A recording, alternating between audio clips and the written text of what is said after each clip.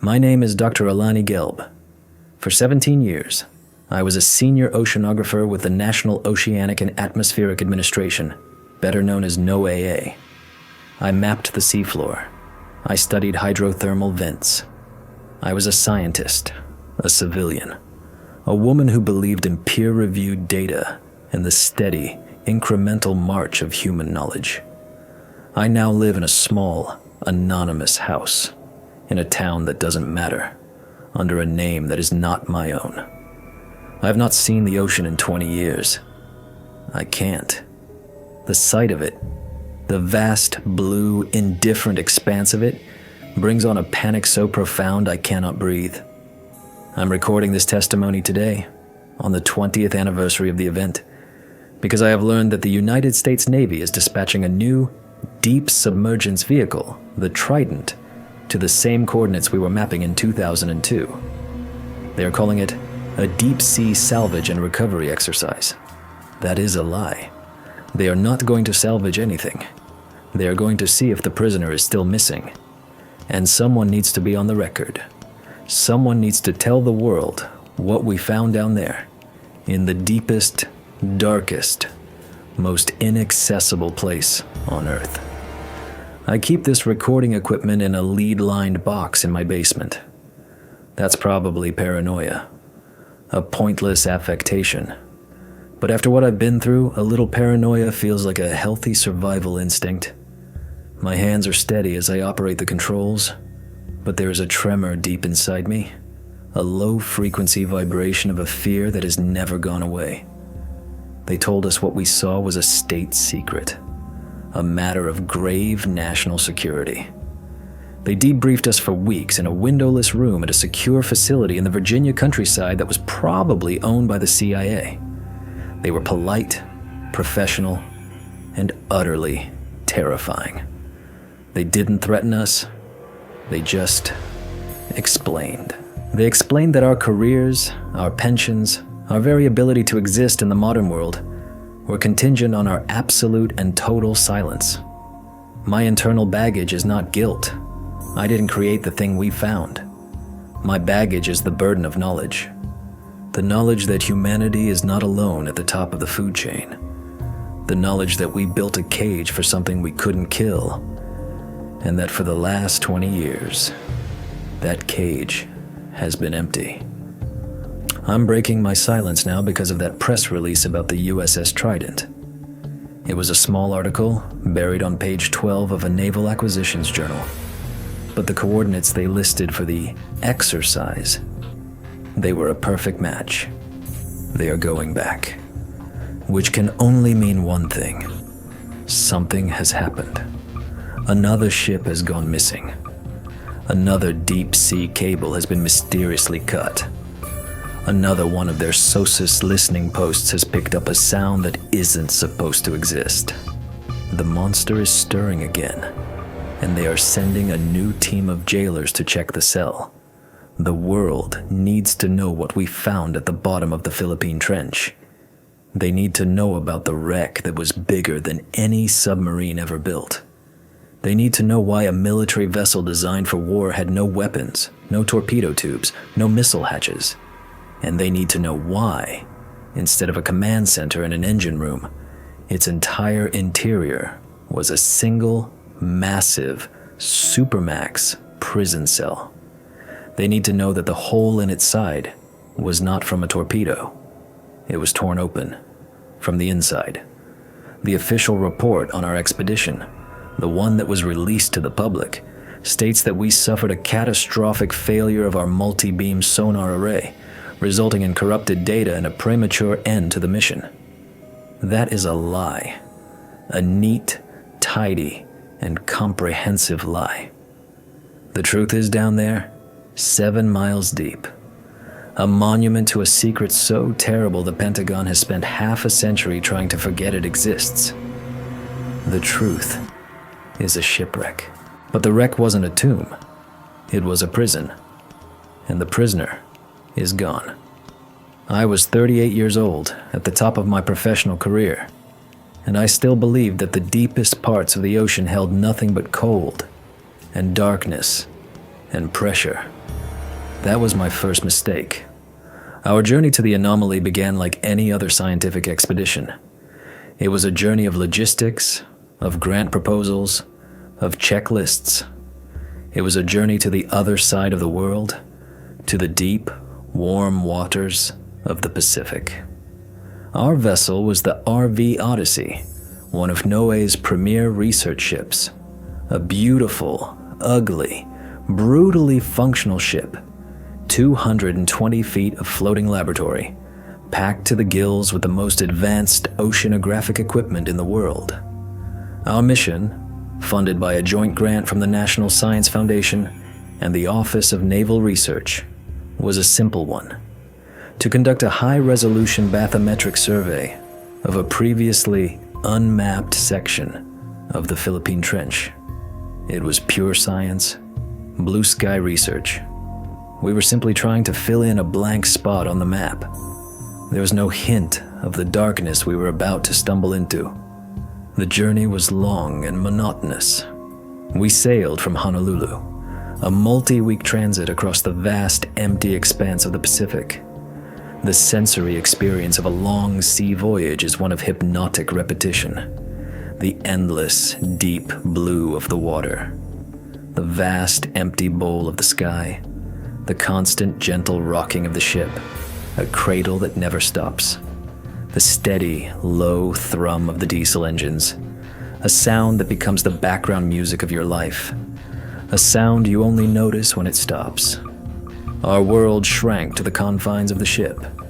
Our crew was a familiar cast of characters. There was Captain Larson, a stoic Swede who had spent 40 years at sea and had a face that looked like it was carved from driftwood. There was my chief technician, a young, brilliant, and pathologically cynical man named Ben Carter. Ben was the scientist archetype in its purest form. He believed only in data. If you couldn't measure it, plot it on a graph, and run a regression analysis on it, it wasn't real. He treated the ocean not as a place of mystery, but as a complex fluid dynamics problem that just needed a big enough computer to solve. The journey was a chance for me to interact with Ben, a long, atmospheric dialogue that stretched over many nights on the ship's bridge, under a canopy of stars so bright they seemed to tear holes in the fabric of the night. Ben was a skeptic, but he was also a collector of stories. He was fascinated by the strange, unexplained things that happen at sea. "You know, Alani," he said to me one night, leaning against the rail, a mug of coffee in his hands, "the old maps, the ones from the age of sail, they used to mark places like this with a warning. Here be dragons.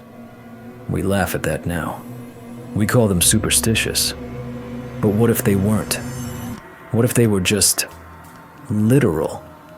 What if they saw something down there that their minds couldn't process, and a dragon was the closest word they had for it?" I smiled, playing the role of the senior, more grounded scientist. "They were seeing undiscovered whale species, Ben, or giant squid, or tricks of the light on the water. We have science now. We have sonar. We don't need dragons." He took a sip of his coffee. "Maybe," he said, his eyes on the dark, impenetrable water below. "But the Navy still loses submarines, don't they? The USS Scorpion, the USS Thresher, they just vanish. And the official reports are always full of redacted pages. What if they're not hitting seamounts or suffering from mechanical failure? What if they're just running into a dragon?" His stories were folklore, the modern myths of the deep ocean. But he told one story, a rumor he'd heard from a friend at the Woods Hole Oceanographic Institution, that stuck with me. It was about a deep-sea listening array, one of the Navy's SOSUS arrays that had been planted in this very trench back in the 70s. According to the rumor, the array worked perfectly for about a week, and then it started picking up a sound, a single, repeating, low-frequency pulse, a sound that had the acoustic signature of something biological, but something that was, according to the analysis, miles long. After 2 days of recording this impossible sound, the array went permanently silent. The official report said it was destroyed by a subterranean landslide. Ben's friend said the last thing the array recorded was the sound of its own titanium casing being, in his words, crushed like a tin can. I debunked it, of course. I gave him a dozen rational explanations. A malfunctioning sensor creating a false reading, an unusual volcanic event. But the story, the detail of something miles long, lingered in the back of my mind, a small, unsettling splinter of doubt. The first, undeniable sign that things were about to go profoundly wrong happened when we arrived at our survey area and began to deploy our equipment. Our primary tool was the multi-beam sonar array, a sophisticated system that painted a three-dimensional picture of the seafloor. As we lowered the sonar fish into the water, our primary navigation systems began to fail. The GPS signal, usually rock solid, began to fluctuate wildly, then went dead. The ship's magnetic compasses, all three of them, began to spin, slowly at first, then faster and faster, until their needles were just a useless, frantic blur.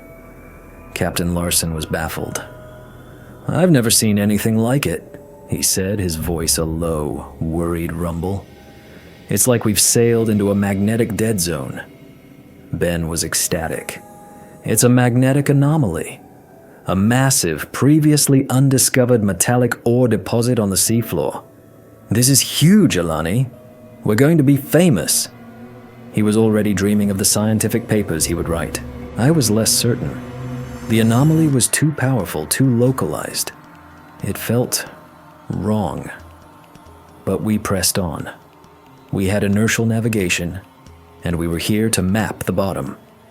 We began our survey, the ship moving in a slow, precise grid pattern, the multi-beam sonar sending its fan of sound waves down into the abyss. For the first few hours, the seafloor was exactly what we expected.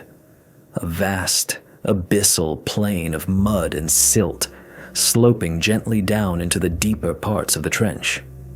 It was a landscape of profound, empty desolation.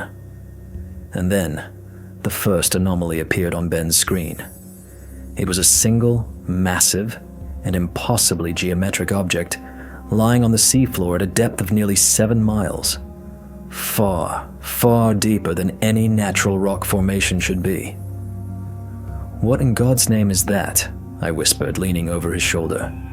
The object was long, cylindrical, perfectly symmetrical. It was a submarine.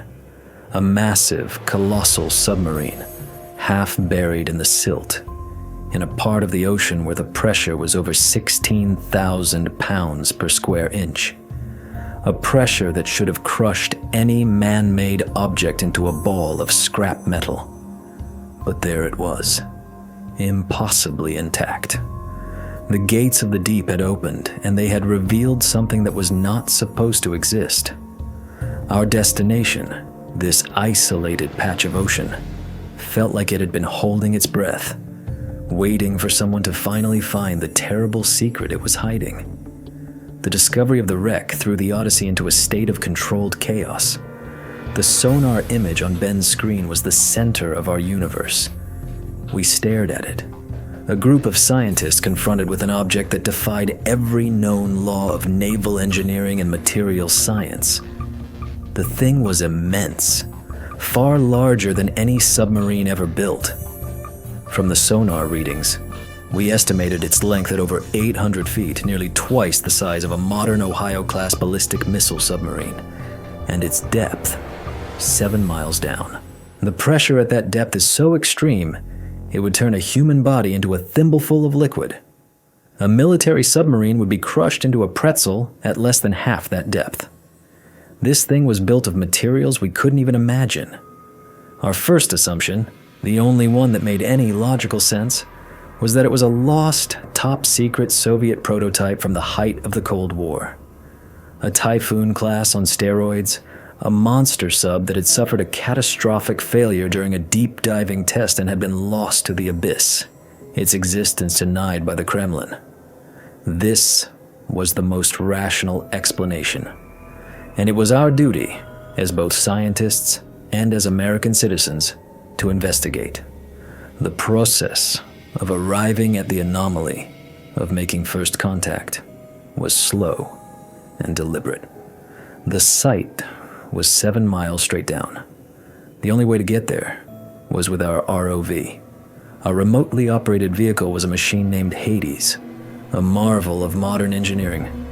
It was a refrigerator-sized robot, bristling with high-definition cameras, powerful lights, manipulator arms, and a suite of scientific sensors. It was our eyes and hands in the deep. Prepping Hades for a dive this deep was a long, methodical process. Ben and his team of technicians spent hours going over every system, checking every seal, testing every circuit. We were operating by the book, following our deep dive protocols to the letter. This disciplined, procedural approach was our only defense against the profound, terrifying wrongness of what we were about to do. We were about to poke a stick at a dragon.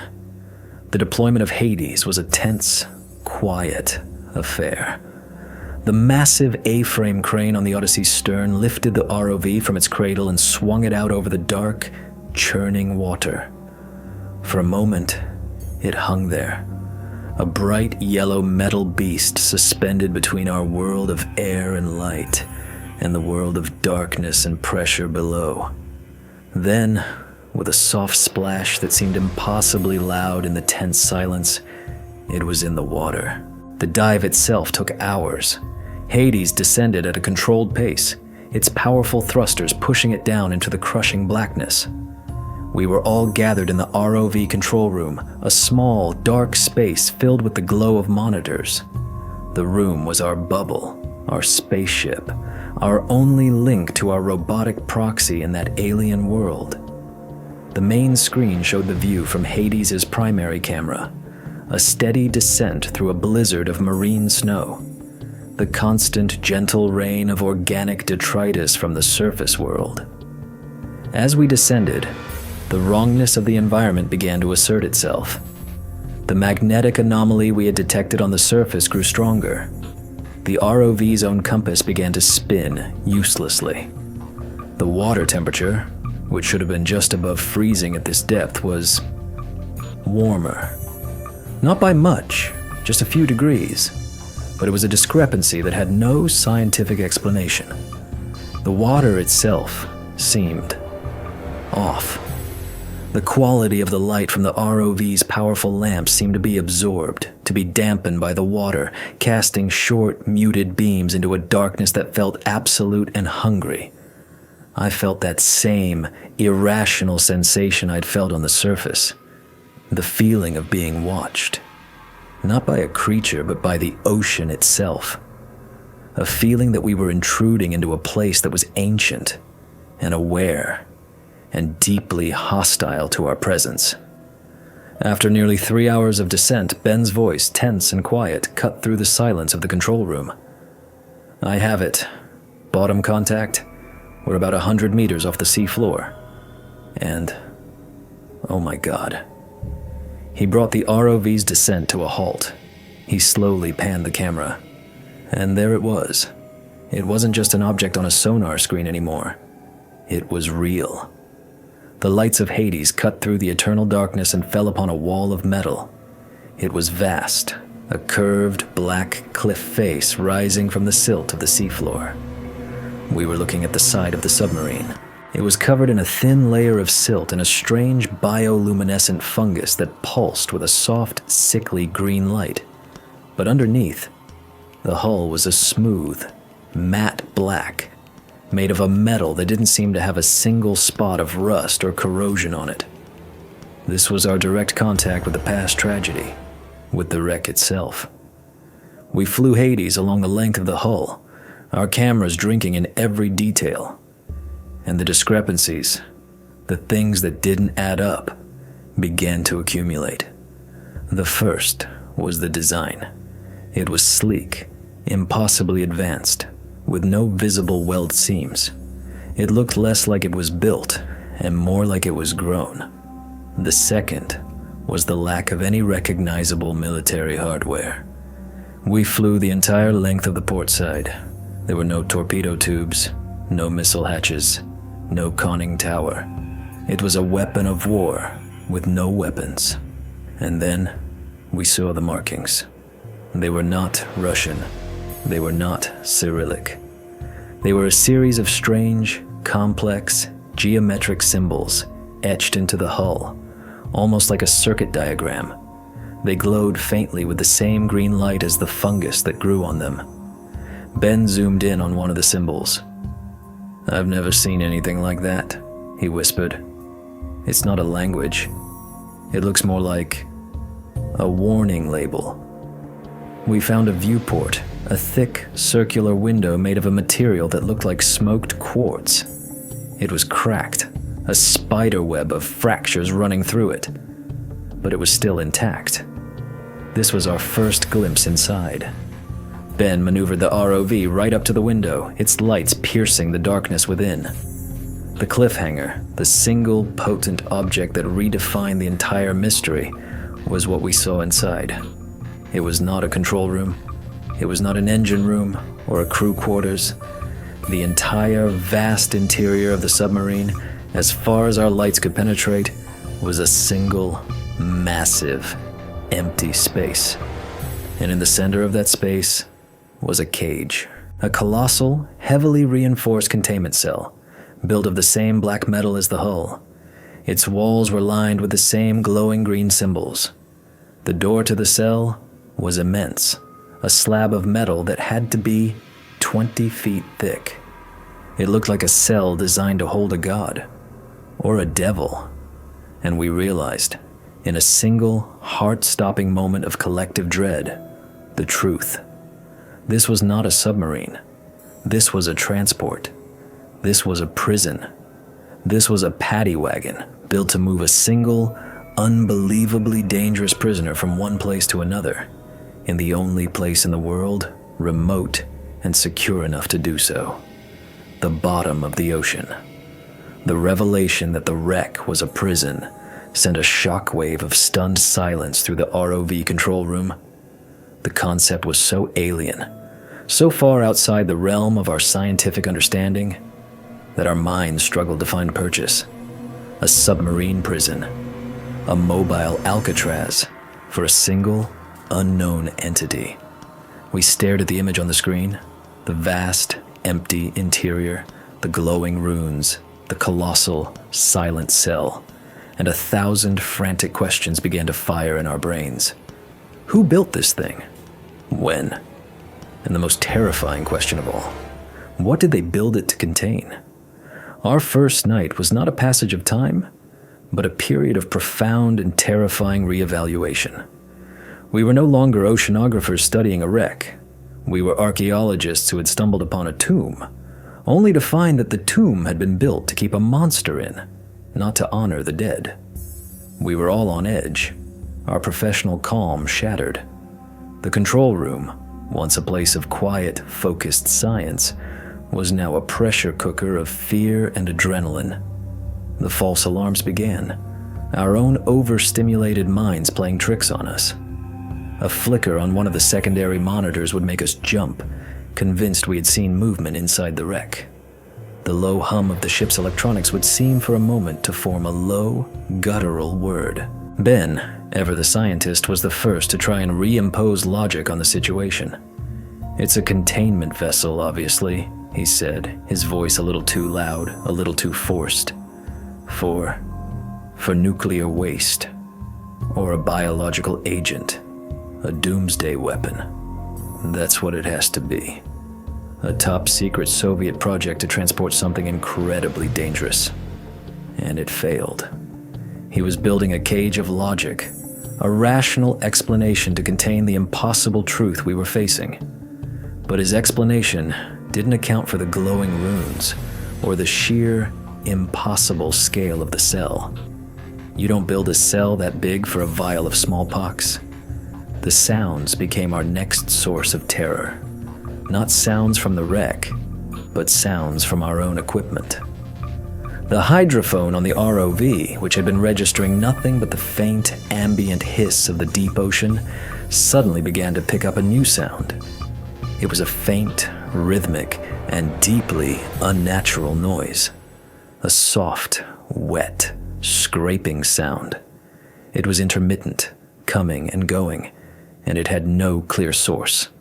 It sounded to my horrified mind like the sound of something immense, something with a chitinous shell, dragging itself across the seafloor, somewhere out there in the darkness, just beyond the range of our lights. The direct contact, the shocking visual moment that moved us from terrified speculation to raw, immediate fear, happened when we decided to maneuver the ROV to the other side of the wreck. If it was a failed transport, there had to be signs of an accident, of a catastrophic failure. It took nearly an hour to circumnavigate the massive hull, our ROV moving with a slow, deliberate caution. The starboard side of the wreck was a mirror image of the port side, a vast, featureless expanse of black, uncorroded metal. And then we saw the damage. It was not a small rupture. It was a colossal, gaping hole torn in the side of the hull, easily 40 feet in diameter. It looked like the wreck had been hit by a meteor. But as we brought Hades closer, we saw the detail that turned our fear into pure, undiluted terror. The thick, laminated layers of the hull were not buckled or pushed inward, as they would be from an external explosion or a catastrophic pressure failure. They were bent, twisted, and peeled outward, violently. The metal was curled back like the lid of a tin can that had been ripped open from the inside. Whatever had been in that cell, it had not been a passive payload. It had been a prisoner, and it had broken out. We stared at the breach, a ragged, gaping wound in the side of the prison, our minds frozen. The sheer, physical force required to tear through a hull that had withstood the pressure of 7 miles of ocean was incomprehensible. It was the force of a tectonic plate, of a nuclear explosion, and it had come from within. I found my voice, a dry, croaking whisper. "Ben, get the ROV's camera inside the hole. I need to see." Ben complied, his hands moving with a stiff, robotic precision. He flew Hades carefully through the jagged opening, into the black, silent interior of the prison. The beams of our lights cut through the darkness, and we saw the cell. We were looking at it from the inside now, and the massive 20-foot thick steel door was gone. It had not been unlocked. It had been ripped from its hinges and lay 100 feet away, bent and twisted into a pretzel of scrap metal. The cell was empty. The cage was broken. The prisoner was free. The cliffhanger, the indisputable proof that validated our fear and transformed it from a historical discovery into a clear and present danger, came from the sonar. As we were reeling from the sight of the empty cell, a piercing alarm suddenly blared through the control room. It was the ROV's active sonar, which we had set to a wide, passive search pattern. A new contact had appeared on the screen. It was a massive, single biological signature. The computer estimated its size as indeterminate, but the raw data suggested something that was easily over 1,000 feet long. It was moving away from the wreck, away from us, into the deep darkness of the trench. And it was moving at a speed of over 150 knots. An impossible, physics-defying speed for any biological creature in the crushing pressure of the abyss. We had not just found an empty prison. We had arrived just moments after the jailbreak, and the prisoner was now loose in our ocean. The piercing shriek of the sonar alarm was a declaration of war. The game had changed, instantly and irrevocably. We were no longer investigators of a historical mystery. We were witnesses to a live event. The what had been answered. A creature of unimaginable size and power had been held in a secret deep-sea prison, and it had just escaped. The new, terrifying question was, what now? My immediate instinctual reaction was to fall back on my training as a scientist. We had data, a sonar contact, a speed, a trajectory. "Ben," I yelled, my voice sharp, cutting through the stunned silence of the control room. "Track it. I need a course and a speed. Now. Get every sensor on the ROV pointed in that direction. I want a full spectrum analysis. Give me everything you've got." The investigation became a frantic, desperate scramble for information.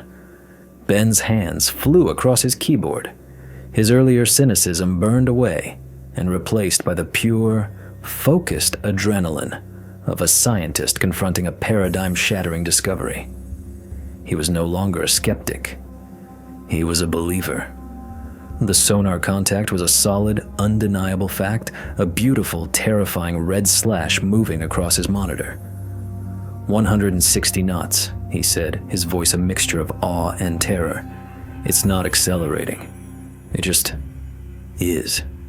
It went from a dead stop to 160 knots instantly. That's not possible. The water resistance alone. The physics are all wrong. The labyrinth, the prison, was not a place of broken geometry, but of broken biology. The near misses, the moments of building dread, came from the data streams pouring in from the ROV's sensors. We were trying to get a picture of the creature, but it was moving too fast and was already at the edge of our sensor range. We couldn't see it, but we could feel its passage. The ROV's hydrophone was picking up a low-frequency pressure wave, the wake of the creature's movement through the water. A sound so low and so powerful it was more of a feeling, a deep, gut-vibrating thrum that seemed to shake the very hull of the Odyssey, 7 miles above. The temperature sensors on the ROV registered a sudden, transient spike in the ambient water temperature. The creature was leaving a thermal trail, a ghost of heat in the freezing abyss. It was radiating energy on an immense scale. The search for the central artifact, the key to understanding what this thing was, led us back to the wreck itself. The creature was gone, but the prison remained. This was our only clue. This was the only piece of physical evidence we had. "Get us back to the wreck, Ben," I ordered. "I need close-ups of those symbols. The ones on the hull, the ones inside the cell. They're not just warnings. They're part of the containment system. I have to know how it worked." The investigation turned into a frantic, last-ditch effort to understand the cage, in the desperate hope that it would tell us something about the nature of the beast that had escaped from it. We flew Hades back to the wreck, its lights playing over the strange, glowing green runes. I had Ben take hundreds of high-resolution still photographs from every conceivable angle. This was our Rosetta Stone, our only hope. The direct contact with the recorded past was not from a logbook, but from the wreck itself. As we were documenting the symbols, the ROV's manipulator arm, which Ben was using to steady the vehicle against the hull, accidentally scraped against one of the glowing green lines. The effect was instantaneous and terrifying. A brilliant, silent flash of green light erupted from the symbol. Every electronic system in the ROV control room went haywire. Our monitors filled with static. Our speakers emitted a deafening screech of electronic feedback. And then, every screen went black. We were blind. We had lost the feed from Hades. "What happened?" Captain Larson yelled from the back of the room. "I've lost the feed!" "Ben, what did you do?" Ben was frantically trying to re-establish the connection. "I don't know," he shouted. "The arm just touched one of the symbols. It was like a short circuit, a massive energy discharge. I'm trying to reboot the system." For 5 agonizingly long minutes, we were in the dark, both literally and figuratively. The only light in the control room was the red glow of the emergency exit signs. The only sound was the frantic clicking of Ben's keyboard and the ragged sound of our own breathing. We had no idea what was happening to our multi-million-dollar ROV 7 miles below us. And then, with a flicker, one of the monitors came back to life. It was not the main camera feed. It was a secondary low-resolution engineering camera, one we used for monitoring the ROV zone systems. The image was grainy, washed out and distorted by static, but it was a view. We were looking out from the side of the ROV. The wreck was gone. We were no longer near it. The ROV was tumbling end over end in the blackness, clearly out of control. And then we saw it. The cliffhanger. The final, horrifying revelation. Drifting through the marine snow, caught in the faint, dying glow of the ROV's damaged lights, was a piece of debris. A large, twisted plate of the black, unrustable metal from the prison's hull, and etched into it, glowing with a faint, malevolent green light, was a single, perfect symbol. It was not a complex rune. It was a stylized, geometric drawing of a star system. A star system with 9 planets. A system I recognized instantly from my college astronomy textbooks. It was Sol, our solar system. And the 3rd planet from the sun was circled. It was not a warning label. It was not a circuit diagram. It was a destination. It was an address. The prison hadn't been built by Russians or Americans. It hadn't even been built by humans. And the prisoner had just been told the way home. The sight of that impossible star chart, a map of our own solar system etched onto the hull of a non-human prison, was the moment our reality completely and irrevocably fractured. The control room of the Odyssey fell into a stunned, breathless silence. The only sound, the faint, desperate hiss of static from our dead monitors. The implications were too vast, too monstrous to fully comprehend. This wasn't just a discovery. It was a revelation that repositioned humanity's place in the cosmos. We were not the masters of our world. We were, at best, clueless tenants, living in a house that had a monster locked in the basement, a monster whose existence we hadn't even suspected, and the landlord had just been informed of our address. This act of our terrifying story was a slow, agonizing descent into the voices from the past, but our past was not human. The artifact we were now forced to study was the single, grainy, looping image on our one remaining monitor, and the flood of terrifying implications it unleashed in our own minds. For what felt like an eternity, we just stared at that image, the tumbling ROV, the blackness of the abyss, and that single glowing piece of wreckage with its terrifying familiar map. We were no longer scientists. We were theologians, staring at a piece of a fallen angel's wing, trying to comprehend the nature of the God who had cast it down. The building dread was no longer about what was outside the ship, but what was now inside our heads.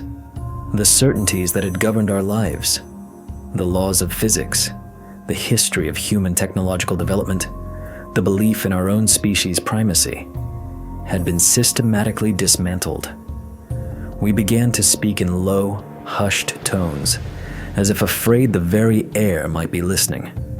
Ben, the arch-skeptic, was the most deeply affected. His entire worldview, a carefully constructed edifice of data and rationalism, had been demolished. He began to obsess over the star chart. "It's not just a map," he whispered, his eyes wide, his face illuminated by the sickly green glow of the monitor. "It's a power source, don't you see? The symbols on the hull, they weren't just decorative. They were the containment field, a circuit, and the map. The map was the master switch, a destination lock. The prison was designed to be inert, to be powerless, until it reached a predetermined destination. Our solar system. Us." As he spoke, the very ship around us seemed to join the psychological assault. A sudden, violent shudder ran through the hull of the Odyssey, a deep, resonant groan of stressed metal. Captain Larson's voice, tight with alarm, crackled over the ship's intercom. "All hands, be advised. We are experiencing unusual deep water currents. Secure all loose gear. But we, in the control room, knew it wasn't a current. It was the wake. The creature, the escaped prisoner, though miles away, was a force of nature so powerful that its passage was warping the very ocean around it, its psychic resonance echoing up from the abyss to shake our tiny, fragile vessel. The escalation came when Ben, in a fit of obsessive, desperate genius, managed to restore a single, corrupted data file from the ROV's hard drive just before the blackout. It wasn't a video file. It was an audio file. A 2-second-long snippet from the hydrophone recorded in the instant before the energy discharge. He bypassed the main speakers and played it on a small, tinny engineering monitor. The sound that came out was not a roar or a scream. It was a voice. A clear, impossibly ancient, and deeply intelligent voice, speaking in a language that was a cascade of complex, clicking, and sibilant sounds. But underneath the alien phonetics, the emotional intent was unmistakable. It was a single word, spoken with a tone of triumphant, exultant, and utterly malevolent joy. It was the sound of a prisoner, after eons of silent captivity, finally tasting freedom. The sound itself was a weapon. It seemed to rewire my brain, filling me with a sudden, irrational, and overwhelming sense of absolute dread. A primal, animal fear of a predator so ancient and so powerful that my hindbrain recognized it even if my conscious mind could not. This was the cliffhanger, the single most terrifying and game-changing revelation from the artifact. We now had a voice for our monster. We had proof of its intelligence. And as we sat there, reeling from the sound of that triumphant alien word, the final piece of the puzzle fell into my own mind. I was the senior scientist, the expert in deep ocean phenomena. And I finally understood the connection between the wreck, the creature, and the strange magnetic and thermal anomalies we had been detecting. The wreck, the prison, wasn't just a cage. It was a damper, a suppressor field. For 65 million years, or however long it had been lying on the seafloor, it had been actively containing not just the creature's body, but its aura, its effect on the physical world. And now that the creature was free, the suppressor field was gone. The creature was no longer just a biological entity. It was a walking, swimming, physics-altering event, a localized reality warp, and it was moving. The final log entry wasn't a scream from a scientist. It was a dawning, terrible realization in my own mind, which I spoke aloud into the silent, terrified room. We were wrong. We didn't just find an escaped prisoner. We witnessed the release of a disease that infects reality itself. And by observing it, by touching its cage, we have just rung a dinner bell for a creature that doesn't just eat flesh. It eats physics.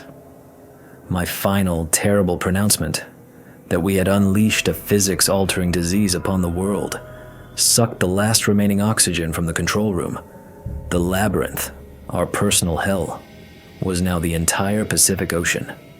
The entity, the warden's prisoner, no longer needed to be near us to begin its assault. Now aware that it was being observed, that its freedom had been witnessed, it abandoned stealth and launched a direct, personal, and horrifyingly subtle assault on our psyches. The attacks were explicitly tied to my internal baggage, my identity as a scientist who had dedicated her life to the rational, observable, and predictable nature of the ocean. The warden began to systematically dismantle my understanding of the sea, turning my greatest love and my life's work into an instrument of terror. The building dread began not with a bang, but with a change in the water itself. I was on the bridge with Captain Larson, staring out at the ocean. The sea, which had been a normal, deep blue, began to look wrong. The texture of the surface seemed too smooth, too glassy, like a sheet of obsidian. The waves seemed to move in a slow, unnatural, almost rehearsed rhythm. It was a subtle, almost imperceptible wrongness. The kind of detail only someone who had spent 30 years staring at the ocean would even notice. It looked like a cheap computer-generated imitation of the sea. The Warden was not just a creature in the ocean. It was beginning to edit the ocean itself, to overwrite the reality of the water with its own alien code. The manipulations escalated into full-blown waking nightmares, each one a perversion of my scientific knowledge. I was in my lab, looking at a water sample we had taken earlier. Under the microscope, the diatoms and plankton, the tiny, beautiful, jewel-like building blocks of marine life, were behaving erratically. They were no longer drifting randomly. They were arranging themselves into patterns, the same complex, geometric, runic patterns we had seen on the hull of the prison. The Warden was communicating with me, not through words, but through the language of biology, the very language I was an expert in. It was turning my own field of study into a medium for its own terrifying message. The line between what was a natural phenomenon and what was a direct, intelligent manipulation completely dissolved. The direct contact came that night. I was in my cabin, unable to sleep, staring out my porthole at the black, glassy water, and I saw a light, a faint, bioluminescent green glow deep beneath the surface, the same sickly green as the runes on the prison. It was moving, pacing our ship, a single baleful eye in the abyss. And then it began to rise. It grew larger, brighter, until it was a vast, luminous shape just beneath the hull. And it communicated with me, not by mimicking a voice, but by arranging the very stuff of the ocean. The water directly outside my porthole began to glow, and the plankton, the tiny creatures of the sea, swarmed together, their collective bioluminescence forming a single, complex, and terrifying image against the blackness of the water. It was an image of the Odyssey, a perfect, detailed, three-dimensional model of our ship. And then I watched in horror as the image of our ship was slowly, deliberately, and systematically crushed, crumpled, and pulled apart by an unseen, invisible force. It was not just trying to scare me. It was showing me what it was capable of. It was showing me our future. Pushed to the brink of insanity by this relentless, silent, and deeply personal assault, I committed my catastrophic, irreversible mistake. I was in the main lab with Ben. He had been working for hours, trying to analyze the 2-second audio clip of the Warden's voice.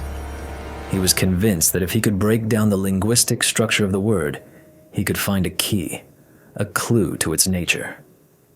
"It's not just a sound, Alani," he was saying, his voice a frantic, obsessive whisper. "It's a waveform, a complex, data-rich waveform. It's a key. I know it is." He had isolated the waveform and was displaying it on his main monitor. It was a jagged, complex, and deeply alien-looking shape. And as I stared at it, the Warden launched its final, most devastating attack. The waveform on the screen began to subtly, almost imperceptibly, pulse. A slow, rhythmic, hypnotic pulse of green light. I felt a wave of dizziness, of nausea. The air in the lab grew thick and heavy, and I saw Ben, my brilliant, cynical, and grounded colleague, my only intellectual ally in this nightmare, begin to change. His eyes went glassy and unfocused. A thin, faint, green luminescence, the same green as the runes, began to glow just beneath his skin. "The key," he whispered, his voice no longer his own. It was a flat, synthesized, sexless monotone, the voice of the labyrinth. "The key opens the door, and the door is you." He turned to face me, and on his face was a smile of pure, ecstatic, and inhuman joy. The Warden was no longer just outside the ship. It was inside my friend. It had found a way in, and in a fit of pure, primal terror, a desperate animal instinct to stop the infection from spreading, I grabbed a heavy, steel fire extinguisher from the wall, and I swung it with all my strength at the main computer console, at the screen that was displaying the hypnotic, pulsing waveform. The screen shattered in a shower of sparks, and Ben, my friend, collapsed to the floor, his body going rigid, the green light under his skin flickering once, and then dying. I had broken the connection, but I had also just destroyed our only sample of the warden's voice, our only piece of primary data, and I had no idea if I had saved Ben or if I had just killed him. The shattering of the monitor was a sound that broke the world. The immediate, disastrous consequence of my action was a profound, terrifying silence in the lab, broken only by the crackle of dying electronics and the soft, ragged sound of my own breathing. Ben lay motionless on the floor, his face pale and still, the alien green luminescence gone. I rushed to his side, my heart hammering against my ribs. I checked his pulse. It was there, faint and thready, but it was there. He was alive, unconscious, but alive. I had not killed him, but I had severed our last, best hope of understanding our enemy. The point of no return had been crossed. The data was gone. The containment of my own scientific composure was breached. I was no longer an observer. I was a combatant, and I had just fired my only bullet into the dark. The period of profound and terrible silence that followed this disaster was a time of grim, terrified waiting. I knew, with a certainty that chilled me to my core, that I had not defeated the warden. I had only angered it. I had destroyed its new toy, its new puppet, and the dread came from the simple, terrifying anticipation of its response. We were no longer just being haunted. We had invited the monster inside, and then we had slapped it in the face. What would it do next?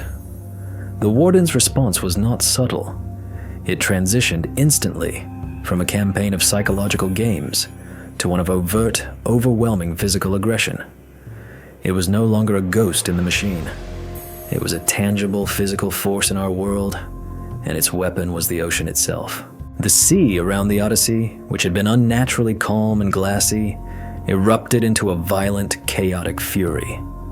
A rogue wave, a wall of water 50 feet high, rose out of the placid sea and slammed into our ship, not from a distance but forming directly beside us.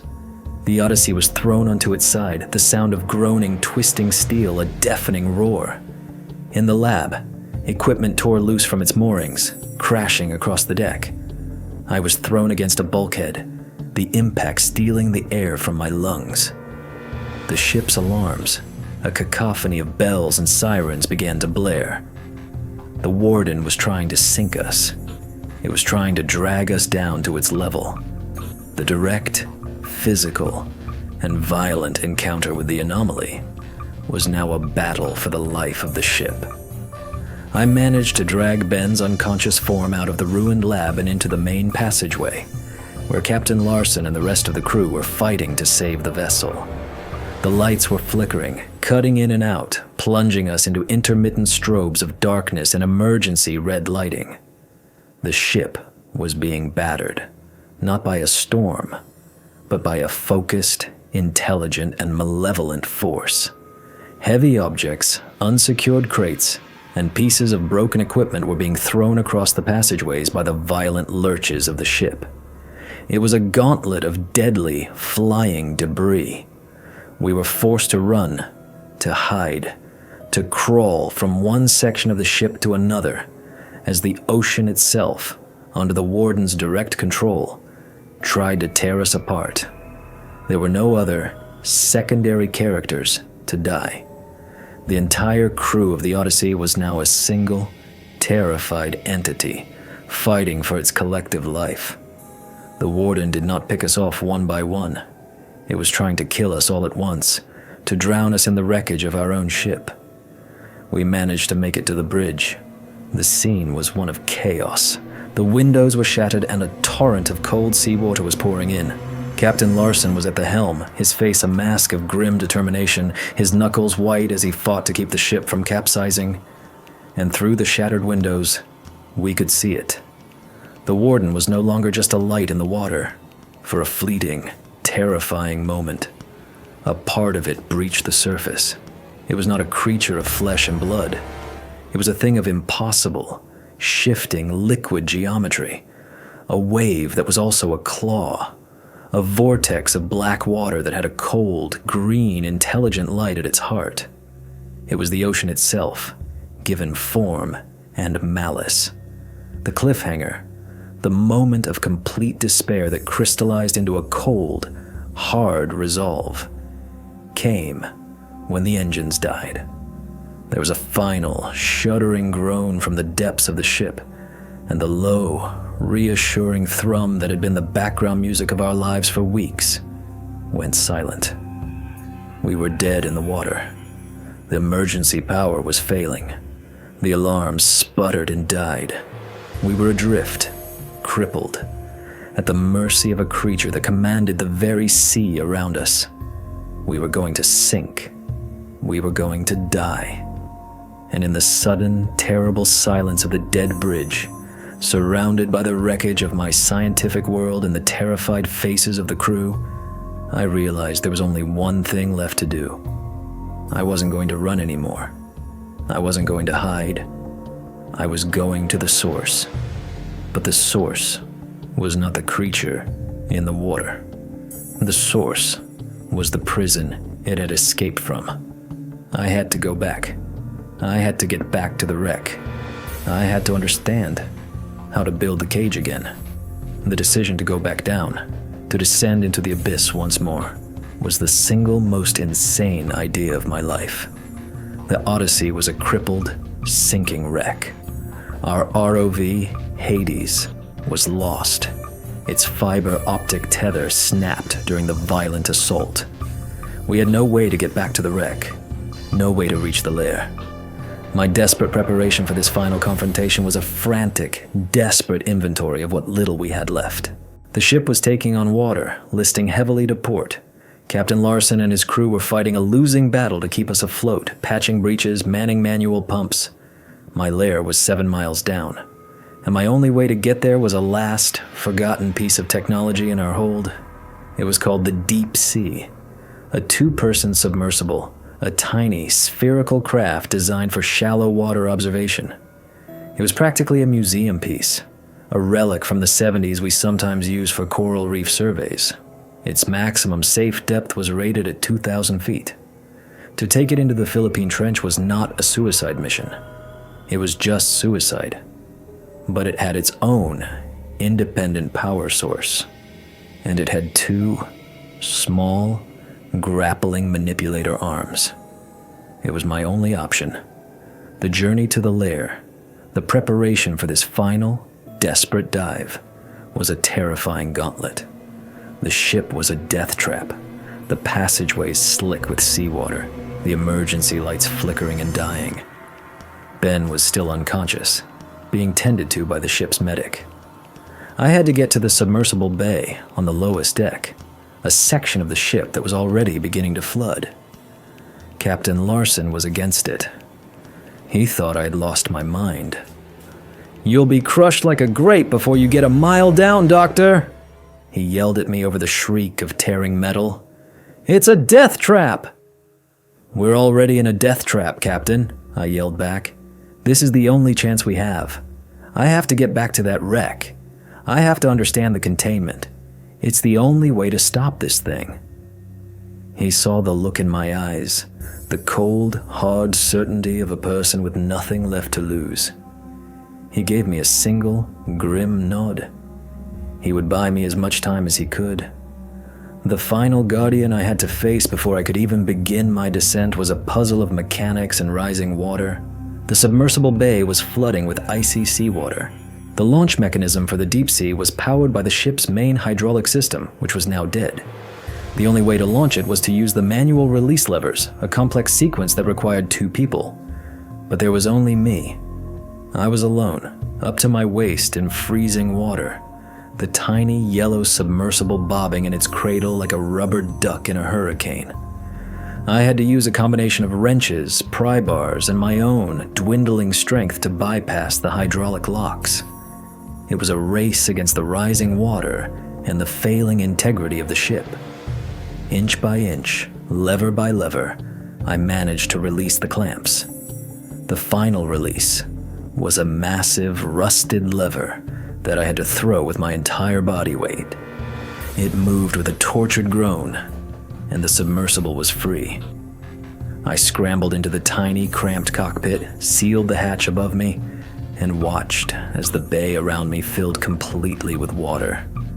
For a moment, I was in a tiny, yellow bubble, trapped inside a sinking ship. Then a section of the bay door, weakened by the warden's assault, gave way, and my tiny submersible was spewed out into the open, violent ocean. I was free from the ship, but now I was in a tiny, fragile sphere, being tossed around by a sea that was actively trying to kill me. I engaged the thrusters, fighting the unnatural currents, and began my descent. The submersible groaned and creaked around me, the acrylic viewport crazing under the immense pressure. Every 100 feet, a new alarm would sound. A new system would threaten to fail. The journey down was a constant, terrifying battle against the laws of physics. But I was driven by a single, obsessive thought. The symbols, the containment field, the prison. I had to see it again. I had to understand it. After what felt like a lifetime, after descending far, far beyond the submersible's crushed depth, into a realm of pressure my tiny craft was never designed to withstand, I reached the bottom. The submersible systems were all screaming, the hull groaning like a dying animal. But I was there. My single weak headlight cut a tiny, pathetic cone into the absolute darkness.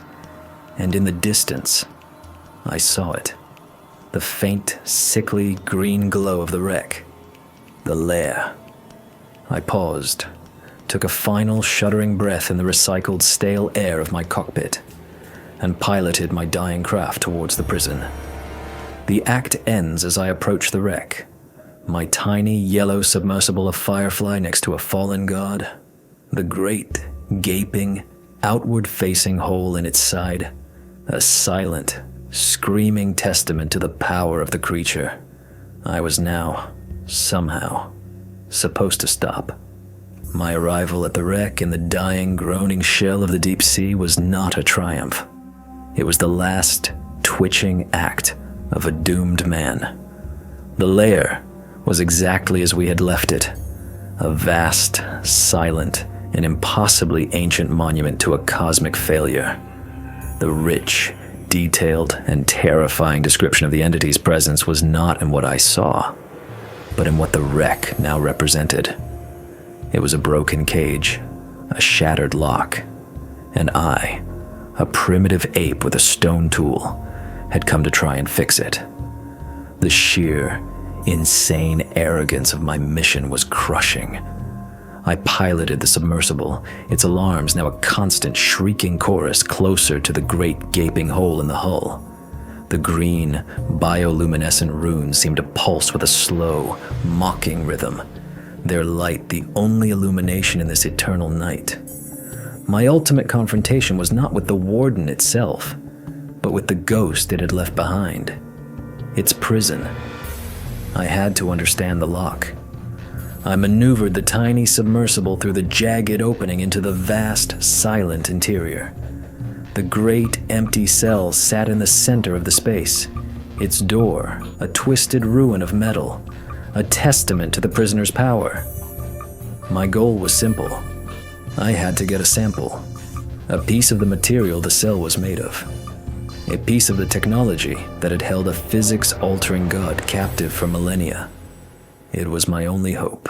If I could get a sample back to the surface, if someone could analyze it, understand it, maybe, just maybe, they could build a new cage. The final revelation, the last devastating piece of the puzzle, came as I approached the inner wall of the cell, My submersible's weak headlight played over the surface, and I saw something that we had missed in the frantic, terrifying moments of our first visit. Etched into the wall of the cell, almost invisible amongst the complex glowing runes, was another set of markings. They were not the elegant geometric symbols of the containment field. They were crude, scratched, gouged into the black metal with what must have been unimaginable force. They were the prisoner's graffiti. The frantic scratchings of a being trapped in a box for longer than our species has existed. And they were not alien. They were horrifyingly familiar. They were equations. Complex, multi-dimensional physics equations written in a mathematical language that was centuries beyond our own. But I could understand the basics of it, and what I saw made the blood in my veins turn to ice. The prisoner had not been idle in its cage. It had been working. It had been studying its prison. It had been reverse engineering the technology of its own containment. And the final equation, the one that was scratched into the wall with a triumphant, terrible finality, was the one that described how to create a resonant cascade failure in the containment field. The prisoner had not broken out through sheer, brute force. It had solved the puzzle of its own lock. It had learned the magic word. It had thought its way out of prison. The final act, my sacrificial plan, was born of this last, terrible knowledge. I understood now. The Warden was not just a creature of immense power. It was a creature of immense, terrifying intelligence. And it was free. There was no building a new cage. There was no stopping it. Humanity had had its time, and that time was now over. My final desperate act was not one of hope. It was one of spite. It was an act of pure, human defiance against the dying of the light. I was not going to let it get away clean. I had to leave a message, a warning, a scar on this pristine, terrible crime scene. I used the submersible's small, clumsy manipulator arms, and I broke off a piece of the inner wall of the cell, a small black fragment containing the prisoner's triumphant final equation. I secured the sample in the submersible's collection basket. Then I turned my attention to the submersible itself. Its power was almost gone. Its hull was groaning, about to implode. It was my coffin, and it was now my weapon. I aimed the tiny craft at the far wall of the prison, at the twisted ruined door, and I engaged the thrusters, one last time, at full power. The story ends at the absolute peak of this action. My tiny submersible, my coffin, my final defiant message, shot forward like a tiny yellow bullet. The alarms shrieked their final desperate warning. The acrylic viewport in front of me cracked, then shattered, and the crushing, black, silent water of the abyss rushed in. A blinding, silent, and utterly final wave of pressure. Then, abrupt, total silence, and darkness. The narrative cuts off completely my fate, and the fate of the single vital clue I had gathered, completely, terrifyingly, unknown. My story should have ended there, in a silent implosion 7 miles beneath the waves. My awakening was a physical impossibility, a violation of every law of physics I held dear. I remember a sensation not of light, but of decompression, a feeling of being pulled, stretched, and then violently reconstituted. I awoke on the deck of a ship, gasping, coughing up seawater, the noon sun searing my eyes. But it was not the deck of the RV Odyssey. It was a gray, featureless steel deck, and the men standing over me were not scientists. They were soldiers, clad in matte black combat gear with no insignia, their faces hidden behind dark, polarized visors. The ship was a sleek, black, unmarked vessel that looked more like a stealth bomber than a seafaring craft. I was no longer in the hands of NOAA. I was in the hands of the real authorities, the ones who had known about the prison all along. They told me the Odyssey had been lost with all hands, a tragic victim of the same rogue wave that had crippled it. A convenient fiction. They told me that the deep-sea submersible had been found, floating on the surface, its cockpit miraculously intact, its emergency beacon activated. I knew this was a lie. My submersible had been my coffin, my battering ram. The story they told me was not for my benefit. It was the official story, the one they were testing on me, the one that would become the historical record. My debriefing was not a series of questions. It was a series of statements. It took place in a room deep inside the ship, a room that was a perfect, sterile cube, where they informed me of my new reality. They had the sample I had recovered, the small, black fragment of the cell wall with the Warden's equations scratched onto it. They treated it with a terror and a reverence that confirmed my worst fears. They knew exactly what it was. The horror of this epilogue was not supernatural. It was a cold, quiet, bureaucratic horror. The men who debriefed me were from the Pentagon, from a department so secret it was known only as the Office of Unacknowledged Special Projects. They were the keepers of the real secrets, the janitors who cleaned up after humanity had stumbled into a room it was not supposed to enter. They didn't need to threaten me. They simply laid out the facts. They told me the wreck was not a secret from the Cold War. It was a secret from the dawn of time. It had been discovered in 1947 by the USS Norton Sound, its immense magnetic anomaly detected during a deep-sea survey.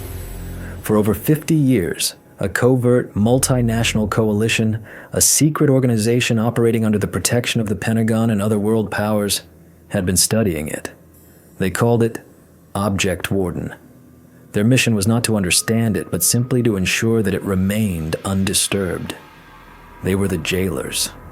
And we, a hapless team of civilian scientists, had blundered into their prison and witnessed the escape. My life was forfeit, but they did not kill me. I was too valuable. I was the only living human to have seen the inside of the cell, to have seen the Warden's graffiti. They gave me a new name, a new identity, and a new job. I spent the next 15 years of my life in a gilded cage, a deep underground research facility near White Sands, New Mexico, working with a team of other ghost scientists. Our singular, obsessive, and terrifying task was to try and understand the fragment I had brought back, to translate the Warden's mathematics, to understand the physics of the containment field. We were trying to learn how to build a cage for a god, using a piece of the cage it had already learned how to break. And now, I jump forward to today. I am no longer in that facility. 5 years ago, I was retired. My health was failing, and my knowledge was deemed to be complete. They moved me here, to this anonymous house, to live out my final days in quiet, monitored isolation. The long-term psychological scars of my experience are profound. I suffer from a form of reverse claustrophobia. I cannot stand open spaces. I feel safest in small, enclosed rooms. I look at the vast open sky, and I do not see freedom. I see an endless, empty space that a creature of infinite power and intelligence is now free to roam. I look at the ocean and I see not a source of life, but an empty cage, a crime scene. I am a ghost in my own world, haunted by the knowledge of what is now loose in it. I am turning off this recording now. I have told you everything I can. I have broken my oaths, my silence, because of that press release about the USS Trident. They are not going back to salvage anything. They are going back because they have to. The fragment I brought back, the Warden's equations, we were never able to fully translate them. But we learned one thing. The containment field, the prison, was not just designed to hold the creature. It was also a tracker, a cosmic GPS tag. And for the last 5 years, a deep space listening array, an off-the-books DARPA project has been detecting a faint, repeating signal coming from the direction of the Proxima Centauri system. It is a signal that matches the resonant frequency of the Warden's own biology. The prisoner is not just wandering. It is not just hunting. It is calling home. And the most terrifying secret of all, the reason the Navy is going back, is that last month, for the first time in 65 million years, something answered. They gave me a new name, a new life, and told me to forget what I had found. But I can't. Because sometimes, late at night, when the house is quiet and I look up at the stars, I know that they are no longer just distant points of light. They are the street lights on a road, and something is coming down that road, coming home. So that's the story of Object Warden. A story that reminds us that the greatest mysteries aren't about what lies beyond the stars, but what has been sleeping in the crushing darkness of our own world, right under our feet. It's a story that proves that not all shipwrecks are tombs for the dead. Some are prisons for things that can't die. The official story is that the RV Odyssey was lost in a tragic accident. But now you and I know the truth. They didn't just discover a wreck. They stumbled upon an open cage and witnessed the first moments of a freedom that has been awaited for eons. Thank you for watching until the end. If this story made you think or look over your shoulder, support the channel with a like and subscribe. And be sure to share your thoughts in the comments below. Until next time, remember that the deepest parts of our world are older and stranger than we can possibly imagine. And sometimes, it's best to let sleeping monsters lie, especially when you find their prison and the door has been torn open from the inside.